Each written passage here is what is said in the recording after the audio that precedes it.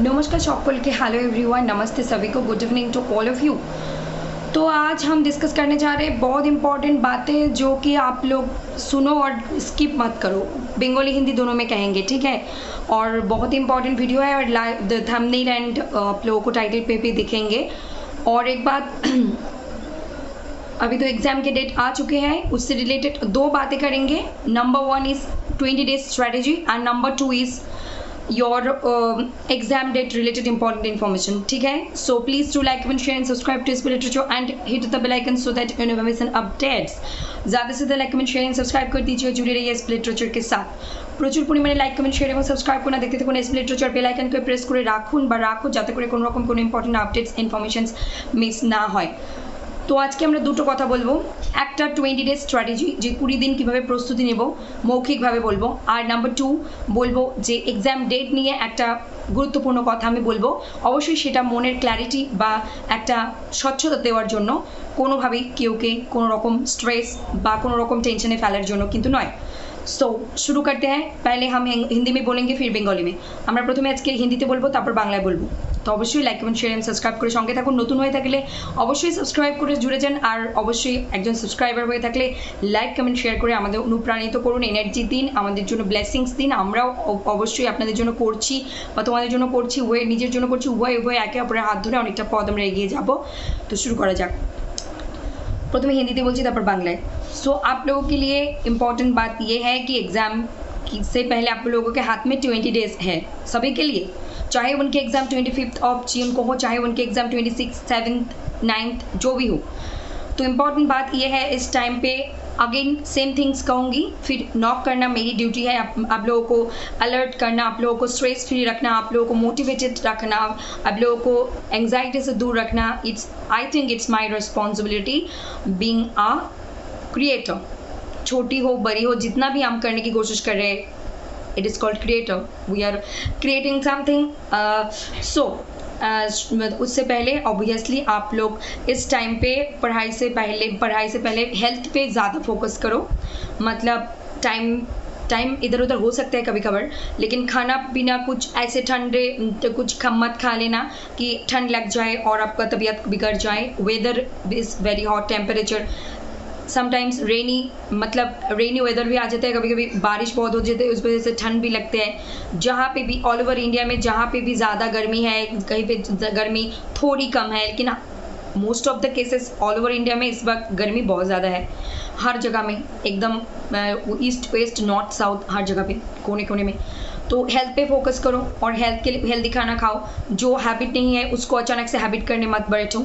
इस 20 डेज़ के लिए जिनका नींद से उठने का प्रॉपर टाइम है 7 AM 9 AM, वो प्लीज़ सुबह की 4 AM 5 3 AM के उठ मत जाना। दिमाग में स्ट्रेस होंगे, दर्द होंगे, सर दर्द होंगे, तो उससे 2 दिन और ज़्यादा डिले होंगे, लेट होंगे, मतलब पढ़ाई में दिक्कत होंगे। तो ऐसे कोशिश क्यों करें जो हमारी हैबिट है ही नहीं।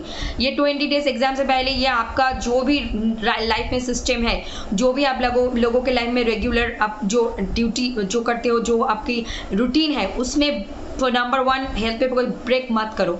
हेल्थ पे फोकस करो, रूटीन को ब्रेक मत करो।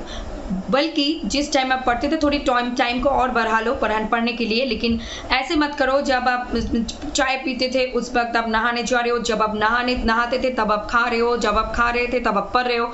ऐसे रूटीन को ब्रेक मत करो, इससे आपकी हेल्थ पे ही असर पड़ेंगे और आपकी मतलब जो भी आपकी पढ़ी हुई चीज़ है वो भी जाएंगे दिमाग के ऊपर, ठीक है।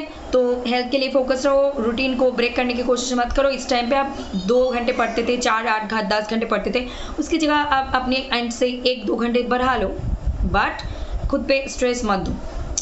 और आप चाहे इंटरमीडिएट लेवल पे हो, बिगिनर लेवल पे हो, चाहे एडवांस लेवल पे हो, एक ही कहूँगी, इस 20 डेज़ में मॉक लगाओ। हर दिन 3 घंटे में हम लोगों के एग्ज़ाम टाइम है 3 PM to 6 PM। तो ये 20 डेज़ में एक हैबिट बना लो कि आप रेगुलर हो सकते हैं 20 डेज़, तो it will be great for जो लोग टॉपर होने वाले हैं, जो लोग जेआरएफ हासिल करने वाले हैं, वो लोग करेंगे ज़रूर।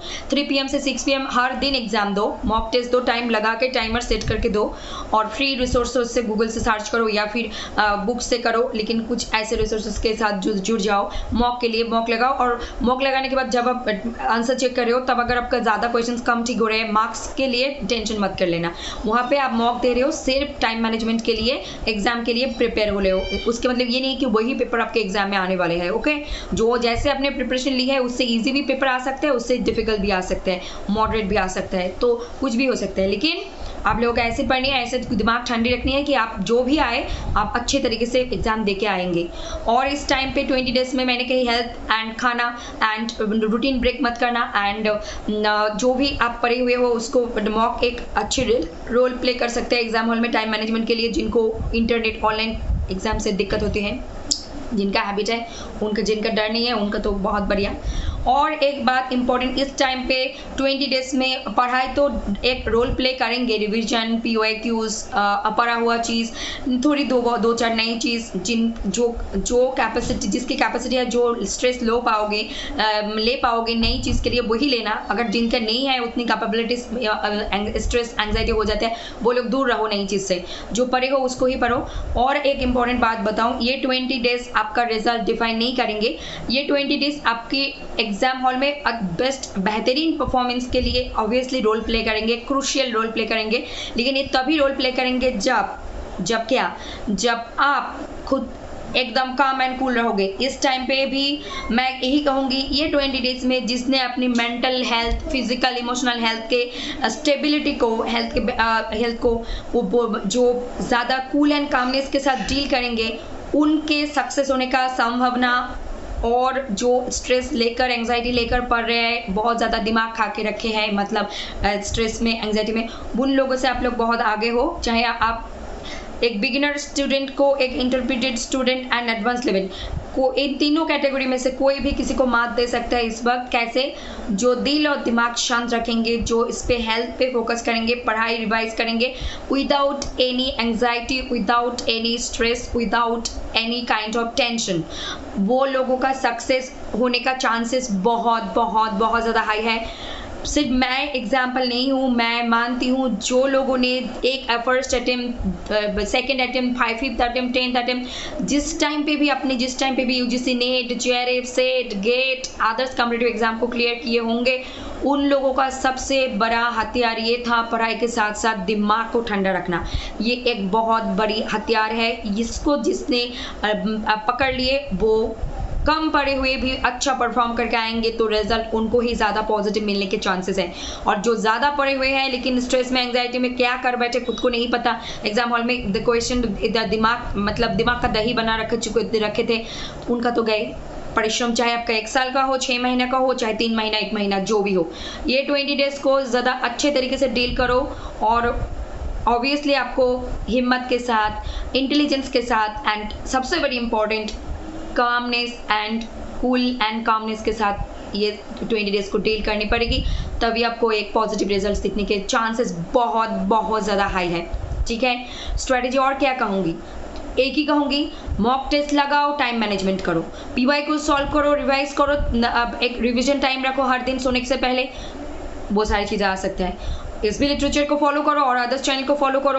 गूगल पे जाओ, कहीं पे PY मिल रहा है तो उसको सॉल्व करो। उन सारी चीज़ों को लिखने मत बैठ जाना, सिर्फ सॉल्व करो, वहाँ से निकल आओ और टाइम मैनेजमेंट करो। और PYQs जो पढ़ी हुई चीज़ है उसको याद करो कि मैंने ये तो पढ़ी थी 6 महीने, 1 साल पहले से पढ़ रही हूँ, क्यों मुझे याद नहीं रही है, उस चीज़ पे फोकस करो। स्ट्रेस लेने का मतलब कि आप पढ़ा हुआ चीज़ को भी गलत करके आओगे, और स्ट्रेस नहीं लेने का मतलब कि आपका कम पढ़ा हुआ, ना पढ़ा हुआ चीज़ को भी आप सही करके आ सकते हो। माइंड गेम है एंड ब्रेन गेम दोनों ही है साथ मिलकर। जब माइंड एंड दिल और दिमाग मिल जाते हैं अच्छे से और ठीक तरीके से काम करते हैं, तभी जाकर कुछ होते हैं ज़िंदगी में, चाहे वो एग्जाम हो, चाहे वो कोई और डिफिकल्ट क्रिटिकल सिचुएशन कुछ भी हो। ठीक है, और एक इम्पॉर्टेंट बात, ये इस टाइम पे क्या कहूँगी, PYQs, MCQs, mock test, revision, पढ़ा हुआ चीज़, नई चीज़, जिनके पास कैपेबिलिटी, यही कहूँगी। और क्या कहूँगी, बार बार क्या कहूँ, जो लोग बिल्कुल नए हो इन 20 डेज में 2-4 यूनिट्स पेपर 1 के उठा लो, 2-4 यूनिट्स पेपर 2 के उठा लो, उनको पढ़ो, समझो, 10 पहले सिलेबस देखो, जो सारे 2-3 यूनिट्स को ईजी लग रहा है उनको कवर करो 20 डेज में, कि ऐसे प्रिपेयर करो इन 20 डेज में कि चाहे एग्जाम में इन 2-3 यूनिट्स जो आपने खुद से चॉइस किया, यहाँ से जो भी क्वेश्चन पूछे जाए वहाँ से आपका आंसर गलत ना हो। आप उन टॉपिक से रिलेटेड, उस टॉपिक से रिलेटेड यूट्यूब पे, गूगल पे, बुक्स पे, जहाँ से हो सके ऑनलाइन ऑफलाइन, जहाँ से हो सके वहाँ से मटेरियल्स ढूंढो, जहाँ से आप PYQs ढूंढ सकते हो, वैसे प्रिपेयर करो। चाहे आप 2 ही यूनिट उठा रहे हो इस वक्त जो बिल्कुल नए हैं, उन 2 यूनिट से 20 मतलब 5 × 2 10 मार्क्स, 5 × 2 10 मार्क्स, 20 मार्क्स 2 यूनिट में, तो उन 2 यूनिट में आपका 20 मार्क्स कहीं से भी घटना नहीं चाहिए। ऐसे प्रिपेयर करो इन 20 डेज में, फिर भी आप अपने आप को शाबाशी तो दे पाओगे ना एग्जाम हॉल में जाके, जब मैंने जो 2-3 यूनिट्स को कवर करके आई हूँ पेपर 1 पेपर 2 में, उन सारे टॉपिक के मैंने 100% सही करके आई, और मुझे पहली बार एग्जाम में या फिर दूसरी बार में मुझे कॉन्फिडेंस एक होंगे कि मैंने मेरी पढ़ी हुई चीज़ मैंने गलत नहीं करके आई। ऐसे प्रिपेयर करो ना। और इसके चक्कर में जो जैसे भी आप प्रिपेयर करो, ये मंत्र एक ही है, do not take any kind of stress, anxiety, tension, whatever you want to say। इस वक्त चाहे आप रिलेशनशिप के डिस्टर्बेंस में हो, चाहे आप फैमिली के डिस्टर्बेंस में हो, चाहे आपकी हेल्थ इश्यूज हैं, इन सारी चीज़ों से आपको खुद ही सही तरीके से रहनी होगी और खुद ही डील करनी पड़ेगी, और खुद ही दिल और दिमाग को शांत करके आपको खुद ही आगे बढ़नी होगी। हम SP लिटरेचर और अदर्स चैनल है आप लोगों को सपोर्ट करने के लिए, गाइडेंस के लिए, लेकिन आखिर में खेलनी तो होगी आपके एग्जाम, आपका फील्ड आपको ही खेलनी होगी, है ना।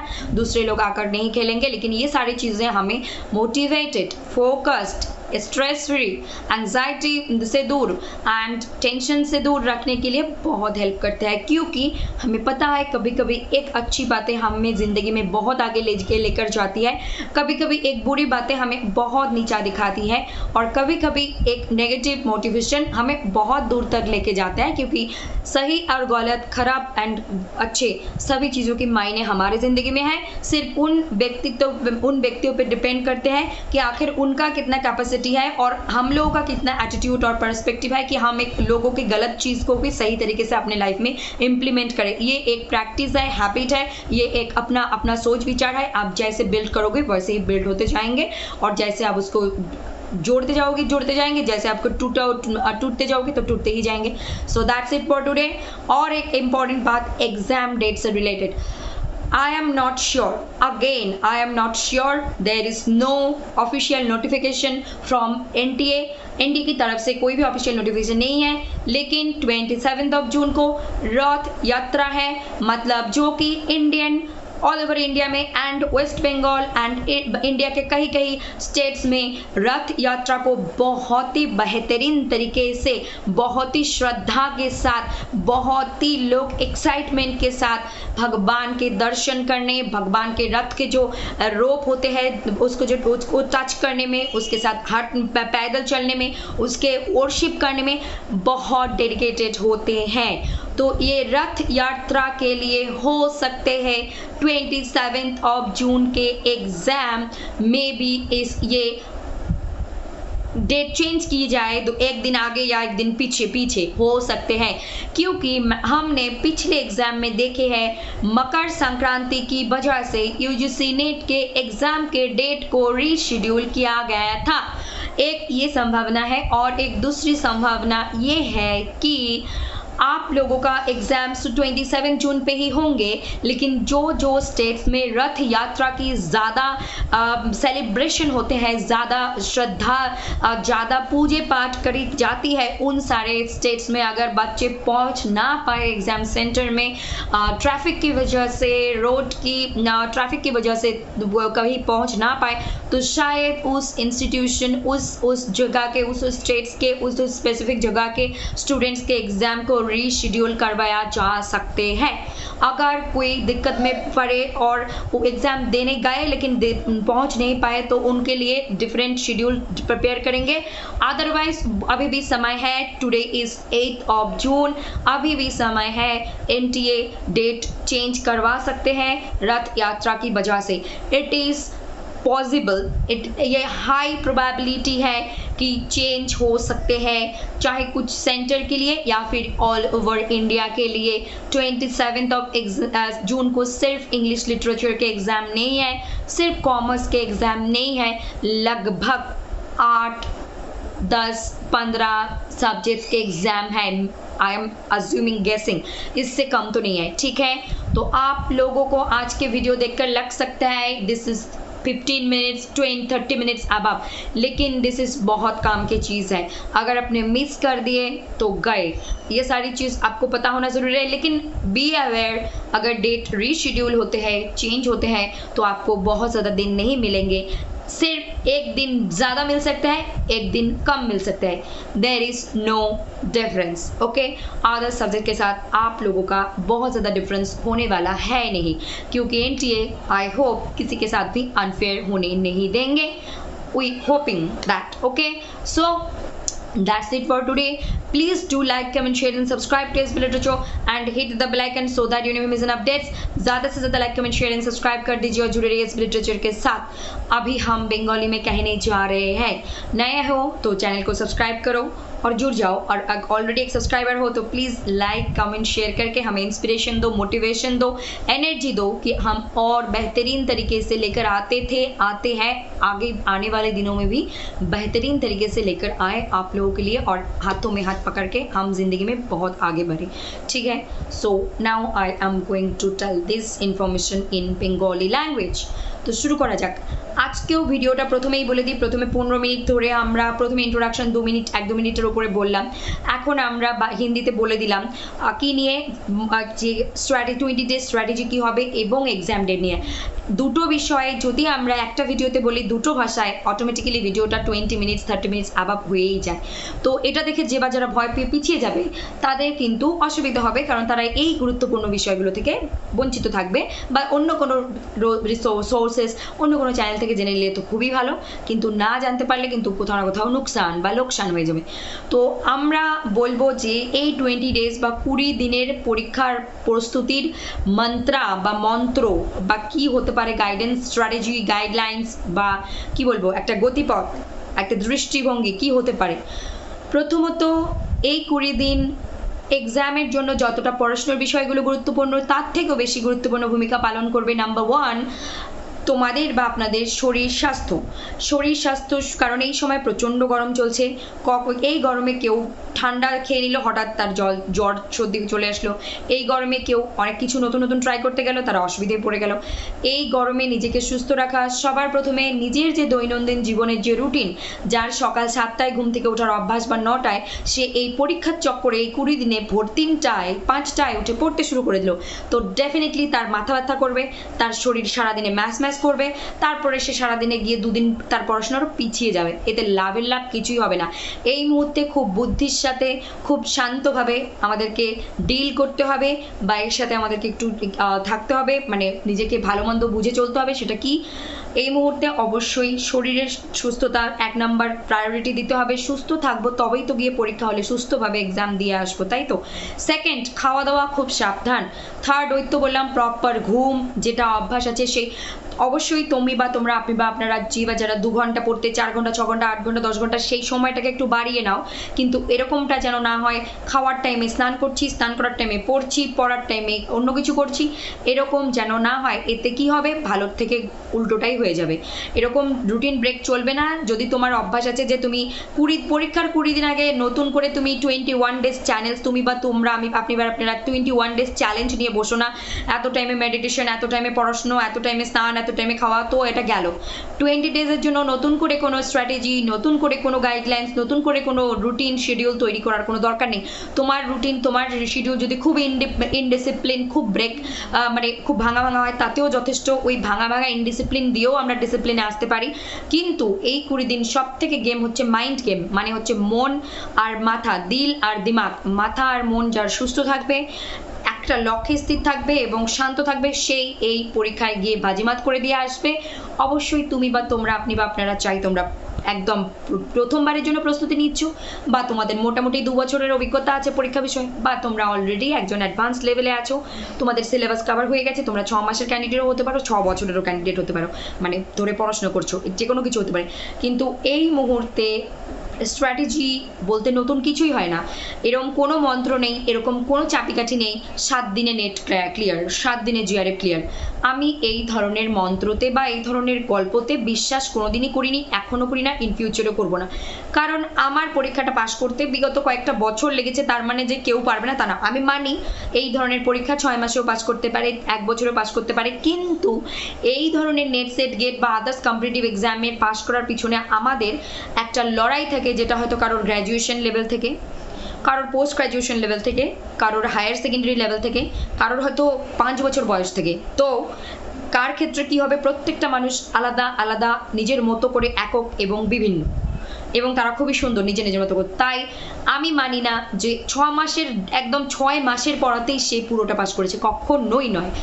ইদার তার গ্র্যাজুয়েশন পোস্ট গ্র্যাজুয়েশনের বেস স্ট্রং ছিল বা আছে, সেটা একটা বড় রোল প্লে করেছে তার 6 মাস বা প্রথম অ্যাটেম্পটে নেট জিআরএফ ক্লিয়ার করার ক্ষেত্রে। সে যদি অস্বীকার করে, সে মেয়ে হোক ছেলে হোক থার্ড জেন্ডার যেই মানুষ হোক না কেন, সে যদি এসে বলে যে না আমার তো সবে 6 মাস আগেই ইংলিশ লিটারেচারের সিলেবাসের সাথে পরিচয় হলো, আমি তো জাস্ট মানে উচ্চ মাধ্যমিক উচ্চ মাধ্যমিক দিয়ে আমি তো জাস্ট সবে এই ইংরেজি সাহিত্যটাকে হাতেই পেলাম নেট এক্সামের আগে, তারা হয়তো মানে তারা এই ধরনের গল্প মারতে পারে, বলতে পারে। তাদের ক্ষেত্রে এটা অ্যাপ্লিকেবল হবে যে মাধ্যমিক উচ্চ মাধ্যমিক এবং মানে পড়াশোনা করে এসে ডিরেক্ট নেট পরীক্ষার সিলেবাস নিয়ে শুরু করেছে, then I will believe it যে হ্যাঁ 6 মাসেই পাস করেছে। তাহলে মাঝখানে 3 বছরের গ্র্যাজুয়েশন, 2 বছরের পোস্ট গ্র্যাজুয়েশন, বা 2-4 বছরের যে ইংলিশ নিয়ে পড়াশোনার রাস্তা, 11-12 থেকেও ইংলিশ ছিল, 10th স্ট্যান্ডার্ডেও ইংলিশ ছিল, চাই তুমি ইংলিশ মিডিয়ামের স্টুডেন্ট হও, বেঙ্গলি মিডিয়ামের স্টুডেন্ট হও, চাই তুমি প্রাইভেট স্কুল থেকে পড়ো, চাই তুমি সরকারি স্কুল থেকে পড়ো, তাই তো। তো এটা আমি কখনোই রিলাই করি না বা বিশ্বাস করি না, করবো না। আর যারা বিশ্বাস করার করুক। আর হচ্ছে বিষয়, তাই বলছি যে এই 20 দিনের স্ট্র্যাটেজি এটাই হবে। তুমি প্রথমবারের প্রস্তুতি হোক, তোমার অলরেডি অভিজ্ঞতা আছে, বা তুমি একদম অ্যাডভান্স লেভেলে আছো পড়াশোনার দিক থেকে সিলেবাস কভার করে, সবাইকে একই কথা বলবো, প্রিভিয়াস ইয়ার কোয়েশ্চেন সলভ করো।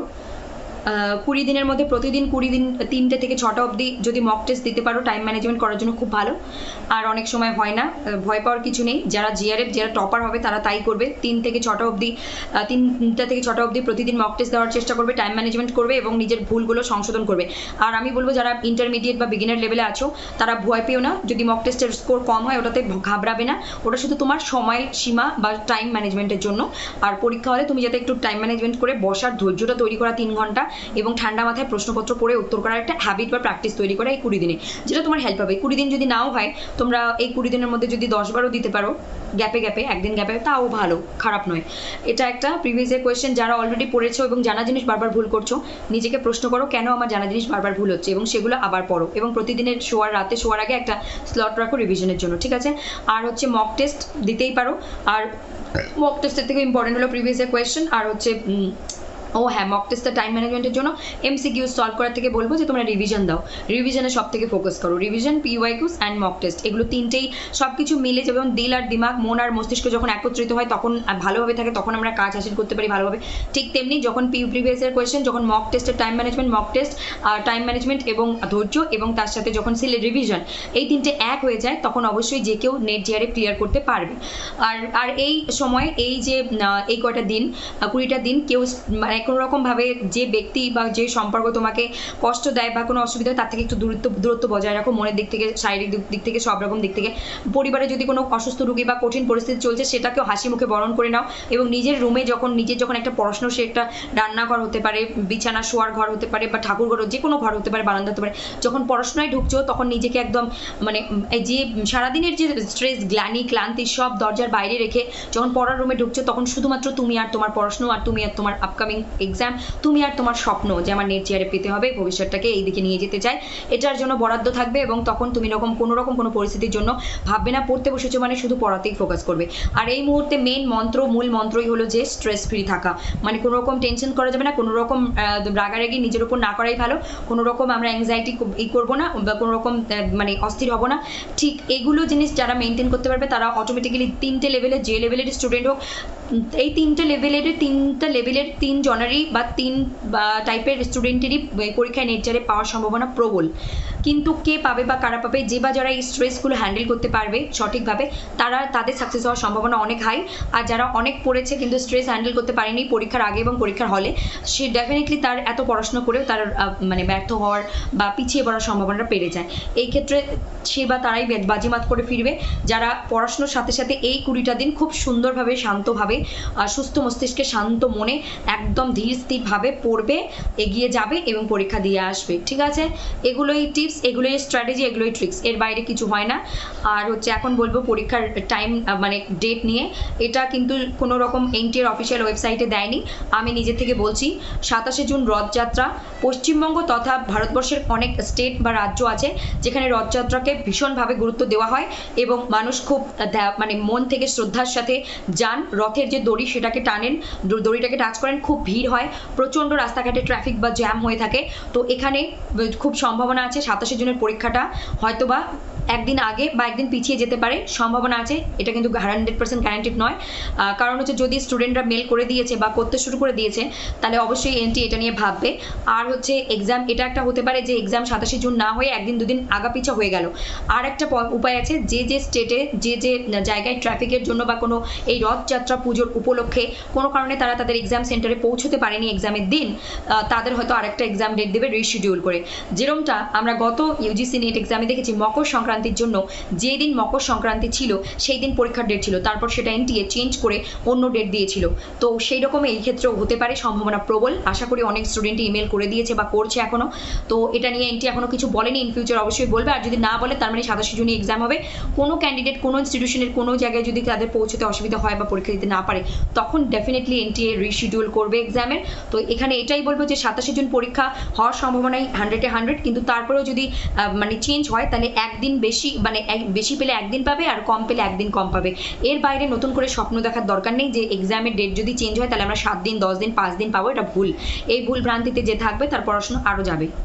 তো এই দুটো ইনফরমেশন আমার দেওয়ার ছিল।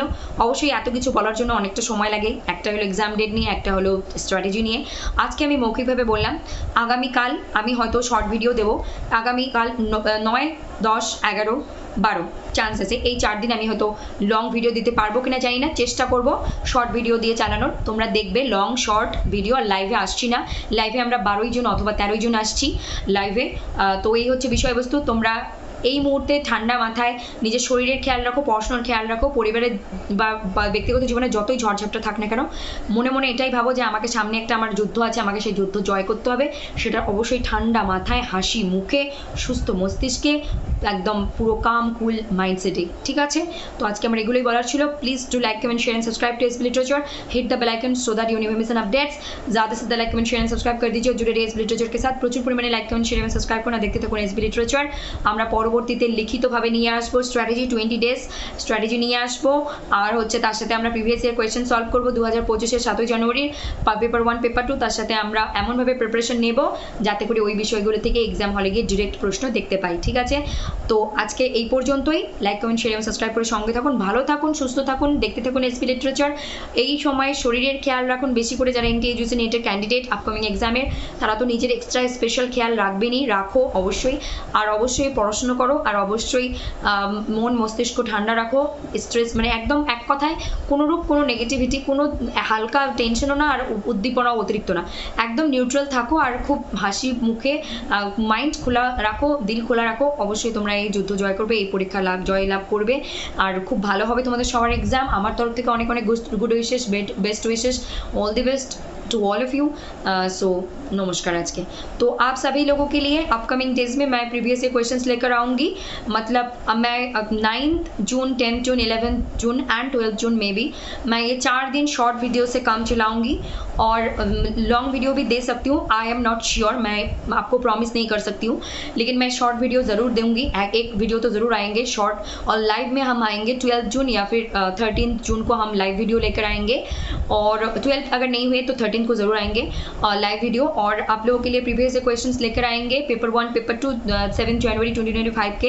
एंड अब हम लोग आने वाले दिनों में ये 4 दिन बाद ऐसे प्रिपेयर होंगे कि आप लोग एग्जाम हॉल में जाके आपको डायरेक्ट वहाँ से क्वेश्चंस देखने को मिलेंगे, चाहे पेपर 1 हो चाहे पेपर 2 हो। This is the promise from SB literature to all of you, because आप लोग तो मेरे लिए इंपॉर्टेंट है ही, और मुझे भी एग्ज़ाम देनी है JRF के लिए, तो मैं भी एग्ज़ाम देने जा रही हूँ. So do not take any kind of stress and all the best to all of you. आप सभी लोग बहुत अच्छे परफॉर्म करके आएंगे, और हम सब लोग अपने लाइफ में जो भी हमें चाहिए हम ज़रूर हासिल करेंगे धीरे धीरे करके. और इस टाइम पे अपने हेल्थ पे फोकस करो, अपने पढ़ाई पे फोकस करो, एंड जितने भी परेशानियाँ हो आपके पर्सनल लाइफ में, फैमिली लाइफ में, कुछ भी, उसको आप एक बेहतरीन और पॉजिटिव माइंडसेट से देखो, उससे बाहर आओ और अपने पढ़ाई के लिए फोकस रहो.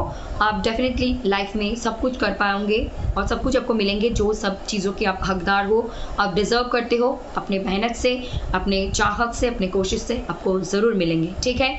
नमस्ते सभी को. सभी लोग स्वस्थ रहे, मस्त रहे और देखते रहे एसपी लिटरेचर. फिर भी एक ही चीज़ कहूँगी, 30 मिनट्स के तरह मतलब 30 मिनट्स हो रहे हैं वीडियो. आप लोग डर के मारे वीडियो नहीं देखेंगे तो नुकसान आप लोगों के होंगे. जो देखेंगे उनको ज़रूर ये हेल्प करेंगे हर तरीके से. तो যে এই 30 মিনিটের ভিডিও দেখে ভয়ে পিছিয়ে যাবে, তো তারা ভয়ে পিছিয়েই থাকবে, আর যারা সাহস করে দেখবে তারা এখান থেকে অবশ্যই উপকৃত হবে, চাই 15 মিনিটের হিন্দি দেখুক বা 15 মিনিটের বাংলাটা দেখুক. ঠিক আছে. নমস্কার, বাই বাই, গুড নাইট, শুভরাত্রি, শুভরাত্রি সभी को. नमस्ते, धन्यवाद, टेक केयर.